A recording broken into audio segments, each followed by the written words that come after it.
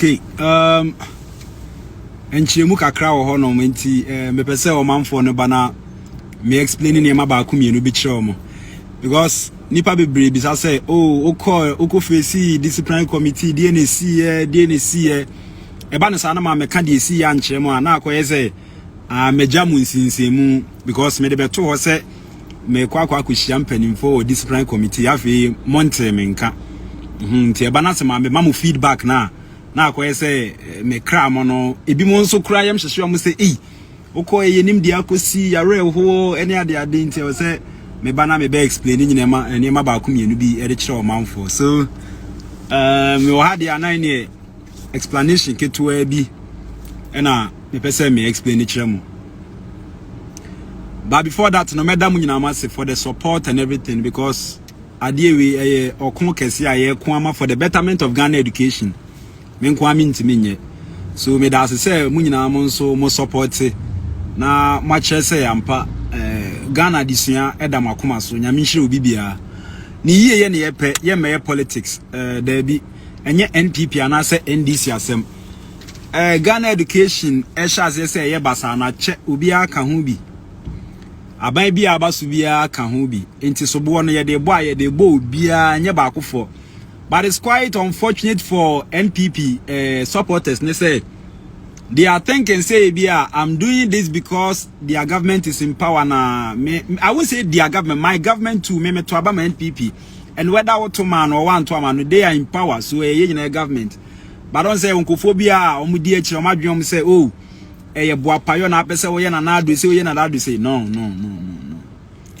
wo aban na wo so na wo mpese meka no hwan na ono de na aban ba wo be penise obi meka what you say bibia no ye sha se efiri baabi because oh say wo party na wo so ma nka ono so party ba NDC so ba NDC ni so be ka se me ma wo nka na we nso aba me ma wo nka we nso aba me ma wo nka na afi ye tetimu sa na je se ye nka hwe because 4 years bi obi aban beba enti we say wan kan we pen so enti me kan me pen so we say wan kan we me kan wa na ye koya na ye bai you see so fast forward ma me ncheche mu de enti a me wa no well no kwasem ye koye me kopie mpanimfo anim say de o mo kan ye no na according to letter no mo de ma me post ye say wu bia but say wan hu bi dia inside the letter no they said say I should appear before them for an alleged professional misconduct. Okay. So alleged. Say Bronika sa alleged that we ka sem ne che say atesem che say ade a uni prove and uni fact wo ho. Nti omate e no say I should appear before them. No problem. So kwa me kono me ko say me kwa akotie de omo beka. Enu nti na me call you. Me kwa akotie because also what me ho asem me nim de what afa me ho enti me na me ba se me baba betie de what afa me ho no good enti me kwaye na I start here no then instead of say they will address the enti omo frame me say alleged then the chrono matter no afi omo frame ya they couldn't address anything omo enti me address bibia ye alleged no afi alleged ni momu asem no ma gba to agu ena omakofa some kind of compile sheet bebrebi more than 30 pages say me bone a medi no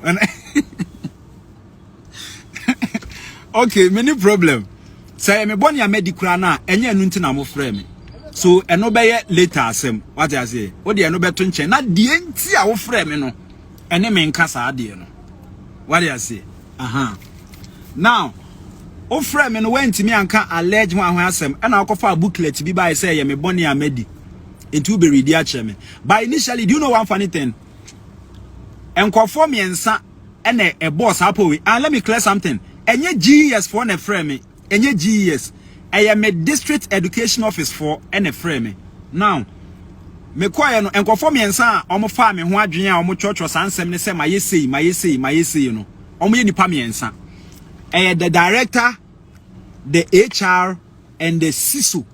Obi ochade bi anim CISO. Formally near from CS. Sanko for me and say when a boy me hopo say me di boni say my say intimi me appear before them. Now me drew meeting ase no. None of them sanko for me and say we no. Omo bia ni wa no meeting ase. Owo mu bia ni wano wan mo so na ha me mpe call bi asem ma me fan to ayi kra me dey ato flight mode say dey be ya call bi am ha me good. So fast forward na me dream him for mo ya ma me refi mo am fefresi me sere mu nyae mani abre. So ye koduru ono no initially me hu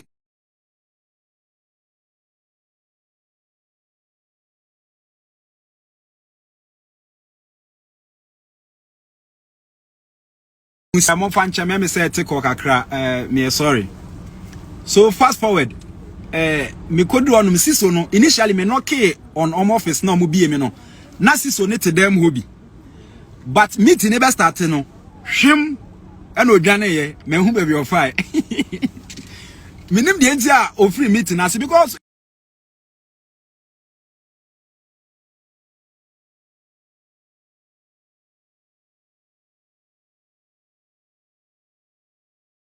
you are part when nipa me na mo set up all this after me rem na I see only new faces. I don't know where minim nipa kro mo ye. And there's this one man also on the chairman for the committee to on the Becca, and I'm saying no problem.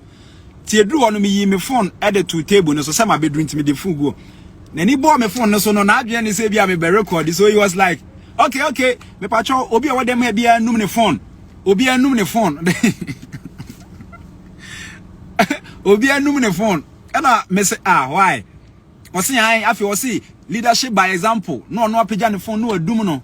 Well, to do na me pese argument me kwa koye say phone asem me do no me num no na akwa bibi nti okay me do me phone no say de ye pese ye ka no ye nka enti ye start ye ene ye ka o start ya the first you kan ni say well asem we say ye betimi aka no father and son na aka no ha boko na awohoro ye nsa ne ye esiesi asem no ha na yakata achiri na eho asem amabiom ana asem mpa ye be ni gidigidi amame and I say father and son say and I'm say okay me mpe father and son bia gidigidi kro na wo ka no ye nye no rather ho ana ne buafu no start you den we could we here because anya me na me ha me no say na okasa cheme you know I know them.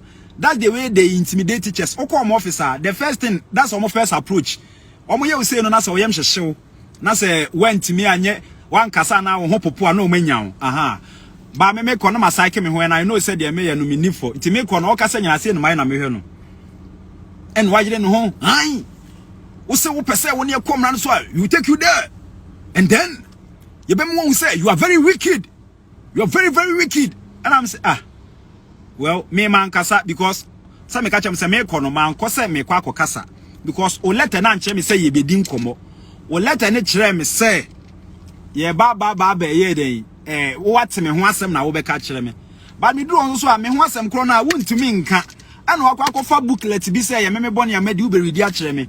This not time for you to read san money to me the enti a wo frame me no the letter ne frame me no kasa asem no so first of all, what wasting me time? What twa me ntro? What you say? What say? Misika me defa car free because yama kwan na meje ma home. Misika me defa car free Accra back room no. I was say utu yama me because what wasting me time? At the crowd share let him say memra no. Oh, enya no na wo ka. Enti okay, fair enough. And I'm so the maminti at the crowd mu ready. Osi me very wicked.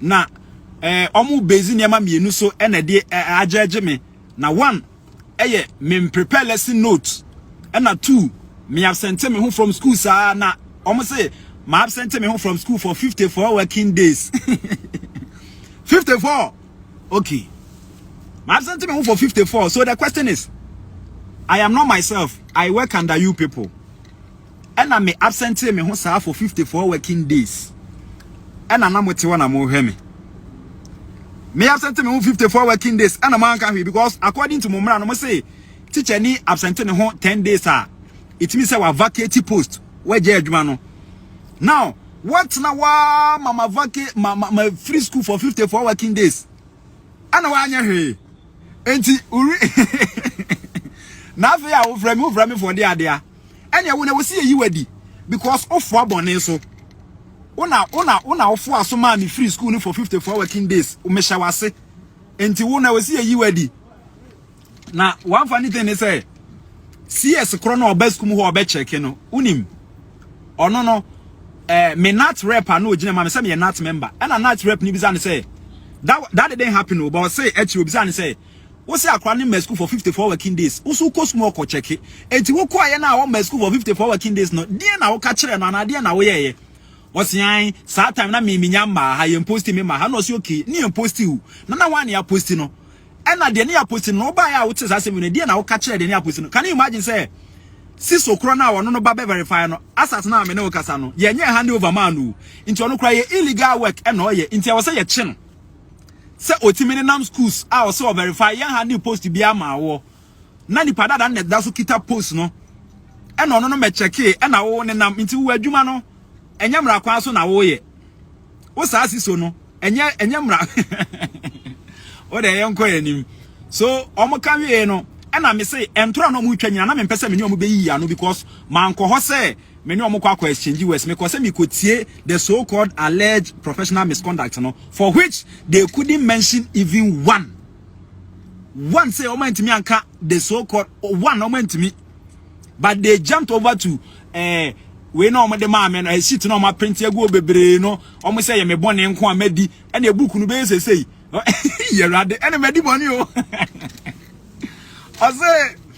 ose ogazem bokra ose me very wicked.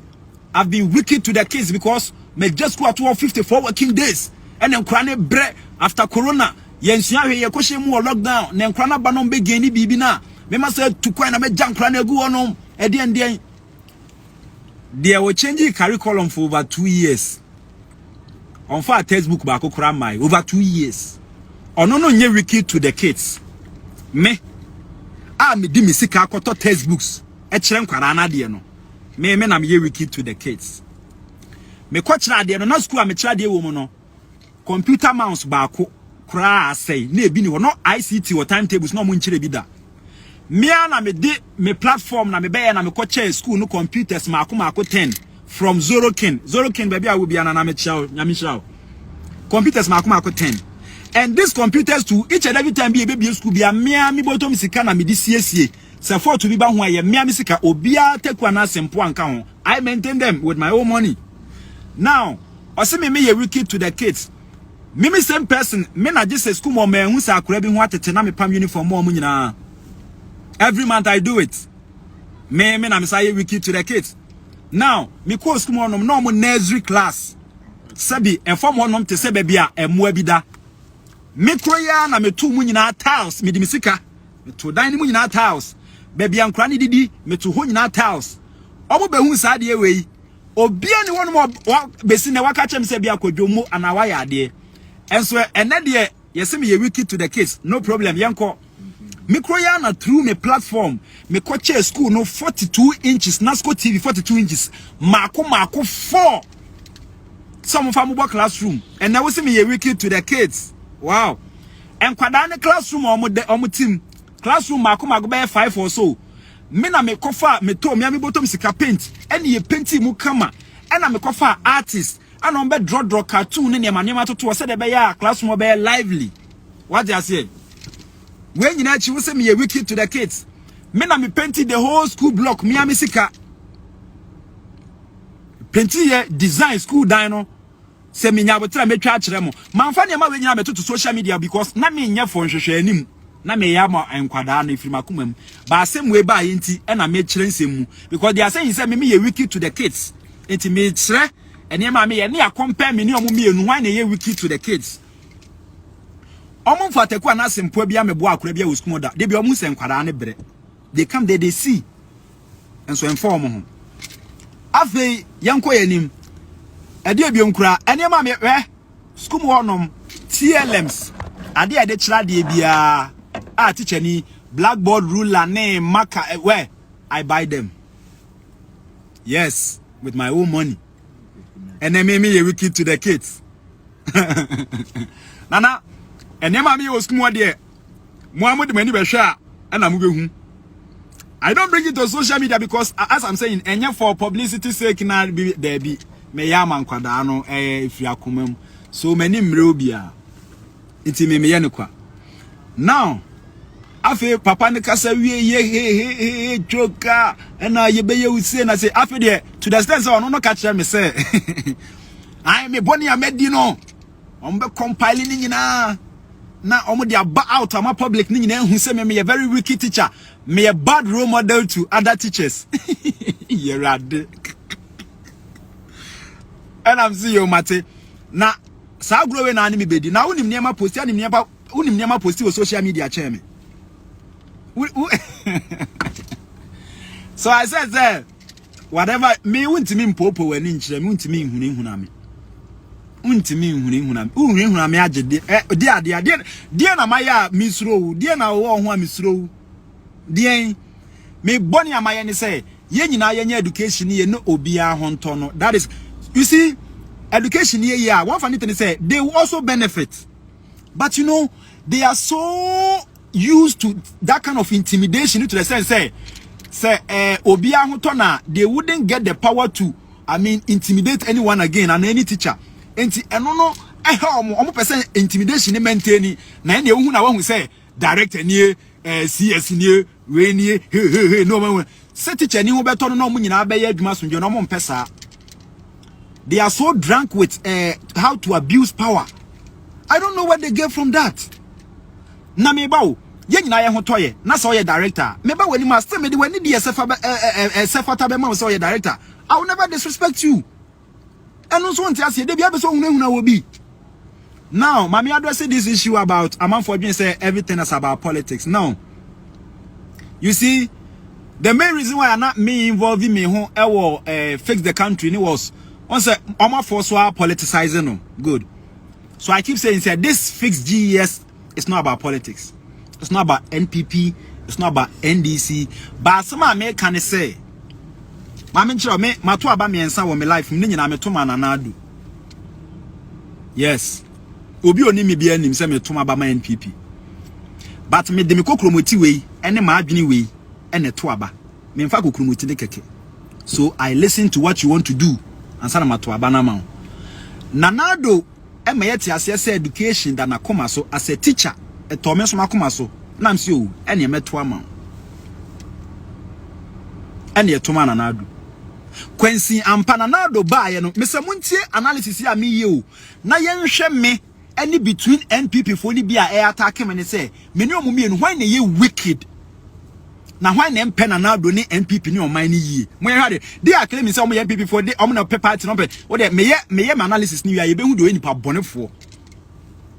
Now nanado a second term ni nanado di nkan ye free SHS me bo a ne second term ni second term na ye wo mu no nanado ntwa 1 year mpo entu de emfa ne se nanado etwa 1 year se wetwa 1 year mpo aka how many years aka 3 years enti se me point we acha nanado se nana me hu se wani gi education ho na mom ba bia wo sha ase afiri ne nye ho enti yenye foundation no basic ni yie na ye ne ye wi a ni akwa akoye esoro de no na aye fe se nanado timi ye basic ni ya mesire mi bisa o at the end of the 4 years no why na be mount campaign platform e de akwa gi ni din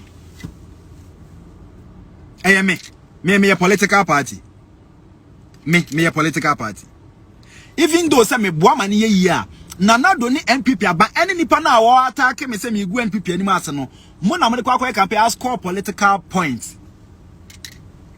But I don't look at the political points oh and I'm family ho media ne say enye yie me okay because me menya political party me fan ko gina campaign platform so nkodwa menum and I'm not me hwehwe MP position and I me hwehwe position bia wa ban mu enti me fan nkodwa menum wo ba bia ma ne nye yie ebi o manfo ne bebu me din say eh abrantie we na e kan ne ho bi ma we ye say fair enough and eno so enye me hwe me enye din bi na me pe senka me hu se obi asore ya nka me so meta na chi because nyina ye pene papam me fa nkoji din nya hwe me videos ame ye ne me comedy adwuma me ye amama gi me din dada enye we na nka be bibia me pese me gi din enye we na me de ko gi din we ye didi agro ani brisam ga ye didi agro.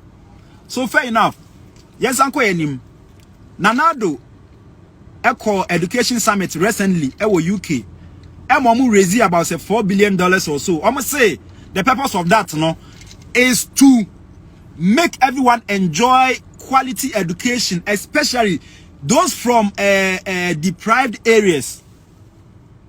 So what Meboni Amayani saying? Nanado Kroya me as say we should be citizens, not spectators. Spectator ni obi oyenhwe han. Ba me citizen me your mind ba enti oseme mfa manuntum na menka bi. Enti adan na ade ni nkoyi na mede manuntum aka bi na wo time me wo gyedean wo me ho no mayode. Adan yama politics didi menka se menye politics o ba yusu adwene. Adan na yama bi afra ye ni sa youth na den boni ben. Eya duro ne ye de ayamo ana. Eya duro. Eya duro ben hwe. Eya na ahomete. De nanado eye no ho. Mentano. Eye. We have free SHS no be enjoy bia. Perfect. Sananado osika ebeso free SHS na asaso what do we call it? Basic na the same time any problem. But hunu se mpanifo say ye de ehia ansana ye de fata. Sananado beja basic na gu ho. Akoye free SHS na say rest unlimited so say obeso ye tertiary so free. Look at this. Which means say sika wo ha ebetim dia ye niema. So Nanado jai basic na ye foundation no. Na se okwa akoye tertiary ni SHS a hwe mistake aye ba o. Ete se mene Nanado ti ete se wasi dan ama me. Na wo de dan na hye me nsa na wagya ho akotena buchiri. Na wakoshem over 20 years. Even though say dan na ye wo dia, ba me na mehwe so. Over 20 years na wo baaye no. Wo baaye na dan ne ho aye fin. E na wo se wo koto paint abe painti dan na aye mo no. Wo painti dan na aye mo no a ebe ye fe. Omo mu twam nyina beka se, "Eh papa ifie ya ye fe." Nemom me a wo de dan ne hye me nsa no me na menim dan ne condition. E na me kire wo se, "E dan no de wo painti ebe fe, nemom dan ne foundation na ye weak."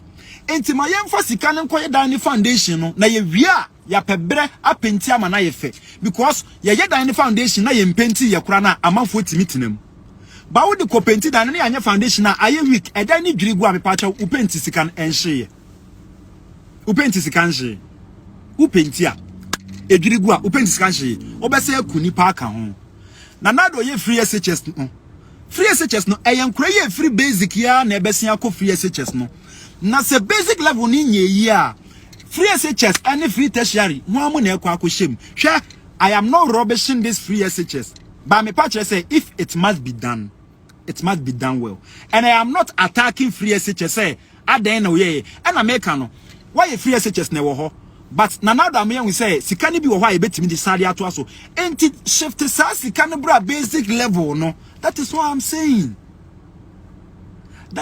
saying. Basic level na eno na your foundation no ye jano and ye building ahead. What are we building? Well, let me make another example to you. The course na kwa say ye kind 1 to 10. In between 1 and 10 no ye wo 2 to 9 finfin. Now 2 to 9 no say me catch say me kind 1 to 10 a number bi e wo mu bia ho hia o ba me ntimi kind 1 na me jump 2 enko kind 3 even though say 3 so ho won faso. But I was saying me kind 2 na answer na about 3 because me kind 1 na me kind 3 na me about 2 must say the whole counting. That's what is going on. And to say one neglected basic level no I foundation no. Not say what koye esro de ni ya. You are wasting money. Hwe Nanado on Chiradio. Minister of Education on Chiradio. GS from Peninfo on Chiradio. District directors omo nchirade eye me na me teacher ni a me chirade me na me chirade wo akurase ho me na menim said the situation ne nkora ni fam. I know more than Nanado ni mpanimfu aka no. The teacher knows more than all the other teachers knows more than you people because mon chirade ni bi enti say ye ka de ye fam a monte yase obi ani asem. You claim say you want the betterment for Ghana education. We also want the betterment for Ghana education. Afei aden na ye ya eno so obi buafu. Aden obi buafu. I don't sometimes no be the what media tem the social media tem the na me ho age. Udi matem anya me ya. But after what time did you know? Tenase na dwene ho say ade abrante yi ya na obi timi be catch us say what you are doing will not materialize. Really? Kunkurase na ko hedi ankura fam. Amanfo ba let me tell you something. Machira de we kurase honom me 40 year na me wo mu no. Me was so many opportunities and can be say metena kurom a metimi atena kurom simple. But I don't want that. Me person me ni omotena village wo na me feel what they are going through. And I've been there and I know what they are going through and I know it's more than slavery. It is not good. These are the people who mama ni omo papa nom eto aba. Oto aba ma wi we na de ma no. We na de ma no. Minister bi akokromoti enye 5, enye 10, obi ade ye 1. Dan so ne yakoto aba obi ade ba akopɛ ne team so nti obi a vote hu hia. Obi vote nso nchen obi vote. Obi vote enso nchen obi vote. Me mente da se matter da dia mente da se ye say ye koto aba na minister bi de nsa kosi so no adani 200 votes nti so won fa so chen obi a won ko school da wote akurase. Ebi ni ho sa. Mami mi se wasem bi. Adan na Ghana ha. Omampani any ministers ni MPs na omo say omo ye Ghana yie amaye no. Adan na omo ma enko saito ni bie. Adan na omo manko bi. Adan na GES mpanimfo ma enko ayi Ghana education. Adan na omo de omo nko saito ni bi because ehyemonsa. Adan na ehyemonsa na mo manko bie. You see, there should have been a law say we are ben munipe we say obako saito because mo na mo claim say mo hwe so enti ese ya ene ye moa ma obanko bi. Ada na pese obako bi. Wo de yengada mpanifo ni nyane mi say ada na mo pese mo ma be ko saito ni bi munyi ya no ada ntia. Because wonim say akade a ese fata enema wo say de kira de na effective no wonim say bi ni wo mfa mai. Enu ntimi mfa oba ne ma ho. De mo ye na te say maami bi a one ne batifie. Na maame ne se wo no aduane amabusua na di maame ne no aduane ni wi a no akwa akoto aduane wa bonten adi wo se ne ma ne ni aduane no onu wi no ati sika kese no akotena restaurant ni wadidi what you say onu no wi a onu no aduane no wo se edo onu na no wo se edo enso eda wo se woni bi no aduane akoto aduane wa bonten eda di adi bi ai GS me say a disgrace say we adwuma GS now obako preparatory school and now international school outside because o see wo me say ye ka no o say wo tan o say ye twantro ene ma ye twantro na che so che say eye dia ma obantena mu ade na eye na wo ma obantena na do obako GIS wo do obako Queensland ni ade if you claim say eye good ma obantena mu bi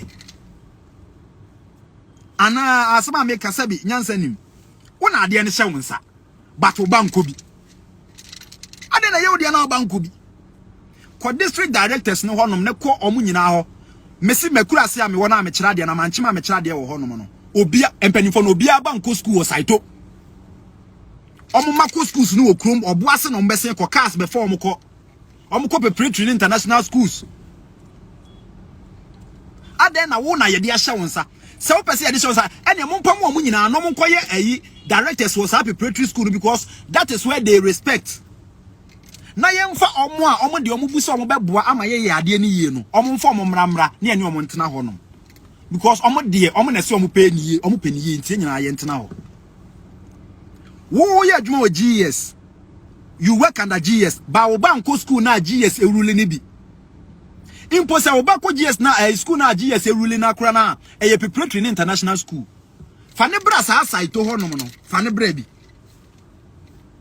ala na ntimi fane mma ye ka no kure we ya na obi ti wo no town say akra no ya arrogant hey mun define arrogant ma me wate me 33 years me to aba na asasem isi na me ka bi wo man ni ma wo se me ya arrogant why na medidi na tem wa asem me sha se medidi obi atem ana hwe no kure wo ho etore bia na eya ewo wakoma ho a wo fili say ya atemdidie sa na ya na say ya atemdidie ehye nipa no sa na ya na no kure etie sa na no kure etie we I said say o man we mu ho obi abekọ bonsam gym sofu bia obi abekọ bonsam gym sabonsam gem wo ho a as they believe obekọ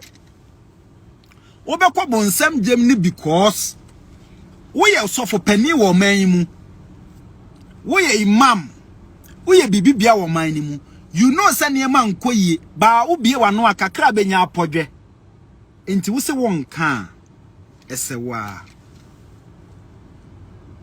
now ye wo man we mu say asofo nyina asuro ye ka o man we ye beku o na nye Bible ni mu na John the Baptist ne wan fo nkofo no mu di Yesu Kristo achi ye twetwa ebi ti a ye chi ebi mu wanwam ni ade ye na de mu suro wuo obeka no kura enso so wudi Yesu achi wo so obekọ heaven ba wo say o man na tim no won kasa be say because ye beku ba wo wi anu akosha sorry na abom faye erade ye wo ma we mu emekuo pani memekuo pani fo asori hwan asofo akese entimi nka bibia ensevu nkwada ne bre the next generation they are suffering wontimi nka bibia amomo ba wi anu akogina sorry dem say wo bom faye erade katawani mu begina park so atia mu say den enko bibia because the real no kure no wontimi nka watu aba wantu aba nyankopon ballot paper no kwa na nyankopon picture boso nyankopon pese obedwina nka wanfa adwina nto utrim ko bebo wutini saa na ye empty na nka o control ba wode adwen to utrim se wo kọ baabi na ehonya you see na won se bibi nkoye nipa da sani na auto aba ma no won se ne ma ni nkoye physical thing wo de wani hu bi ba wo se waka wano atum because okokan ye be attack you nenya ukwe na afa Bible preach a wo se wonkofo no mu di Yesu achi ya attack o mu nti wo so wasi obo se wo so be di Yesu achi nti ya attack o afi di attack ne ba ya wu dwane o we na di be wo akọ heaven no ene heaven ne ko efo papa ene heaven ne ko efo because untimi nka no kure no wo se ye beta ata o nti wiase ne je ne ya wo de che osoro ahemam asof mami timi ene opa asema meken eye mami bi menko pani bi ba na eye akoba se he kwadu kwanu tumate no mama beku me de kwanu tum menka manu ntum na menko gina sori de mo mpa ye se Ewurade Ghana enko ye buayo Ewurade watu aba ma Ewurade ede na Ewurade nya ubiom osi mama wadwene mama wani bibi kwaso na enya wuhu bi wano ne ken Ewurade nsa me ye ode biom Ewurade nsa me ye ode bio he na manfo gina park so ne bo Ewurade buayo omo a osen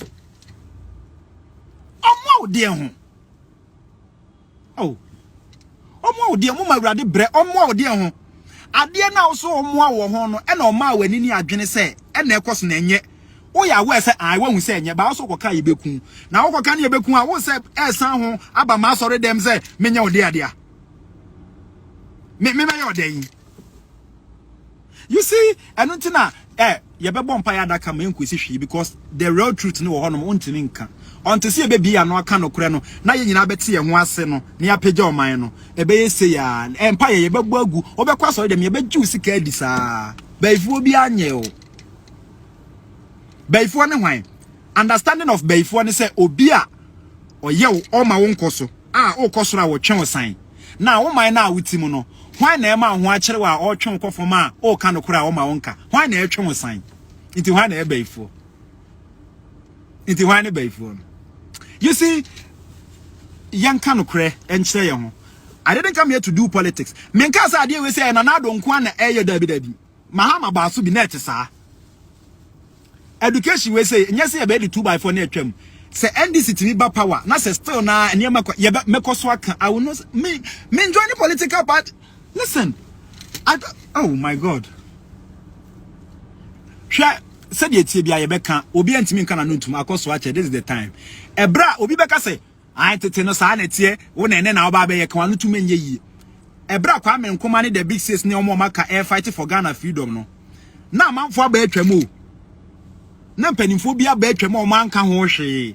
Enti se kwa me nkroma so ba no ka say oh masa mpanimfo ni nyina omo so abesen ko say ya na tie mom ye ntima mu saa anka ene wo sorry ana waba social media abehwe me no nka nya ha na ati o anka wutwi broni bese ka broni bi nne ema sabi wugina ne nchen wi a wo pepa ne to ka ada so wonko asom mu but it took some people's lives and almost fight here And one funny thing is, they were fighting against strangers. They were fighting against white people, strangers. But this are the time our own people. Our own people, they are not white people. Ye ni anum tuntum bibini. Ye ni na ye wo krom ha o. Broni na jaye ko ye nua na ye ne netia no afedi ono na adane ne ho kwasi broni o. E na afedi oye yese yo. Sa na wo se ba. En o kan obi buafu. Na eya na ahomete. Hwe NPP youth na mentan obi a o. O ka say you are making government unpopular. Sa bro for na se che say. Senke bia ye beto aba. Ene bia abato ye ochina na next week. Ena me sorry na mabetena ha. Ena me ye hey nana do kura ba ye school ni say ye wanye ena obeka say bia me gu nani mas na NPP dia wini. Banana do for more than 3 years. Na me pinpoint baby nko yi a kire na me boni amaye ne ye di adea. Papa ne say education da na koma so. Sorry. O say education da na koma so. But the niema kon e bia ono on kira de ntia bia onhu. Enti me chere say na nei e bia na adwen ne say basic level ne ye okay. Enti na o move to SHS ne tertiary. But me chere say no enye okay. You even told us that we should be citizens, not spectators. And yes, I na me chere de. Enti e ho ne nye okay enti na brana ye meye bebia foundation ni ye. Na ye wi a ye nko ye nim. Me boni amaye de. Me didi na nado atema na. Me didi obi atem. He ade e high power politics o. Politics inti obi NPP ni nua NDC ni nkasa. Unia NDC ni na anka oben wo na bibi ha wo beboa no ne nkasa because wo so support na nado make enhu ne da ohun da. Ohun kire wa na nado meboa ohun kire wa mahama meboa. Politics inti obi so ye NDC no tani nua NPP ni. Eti de ni nua NPP ni be ka bia ye ne tan. Inti wona ne beku. Winshia mahama da mahama nimwo. You understanding of politics ni say me NPP NDC. Enti no matter what no me party ba power na me de asrew. Me na me wini. Wani ewu. Ade agro ni. Sana multi politics ase. We de wini na we de na fa be sire obi. Na NPP wini ni atwi solokusa na de sire ni nia social media na omo sire NDC for na the next na NDC so be wini na omo so de asre NPP for enti mpanifo ni hu mo say yes ejimi for no monkoso na mo nsire mo ho na wi anu asa be su so man ni nkoyi enti die sabi wajimi hu awie afa na be su se nkoyi ba jimi ni nyina echi no ye nyina ye jimi bi pen ene adwimwa bi ye nko ye nim ye pani yi eno nso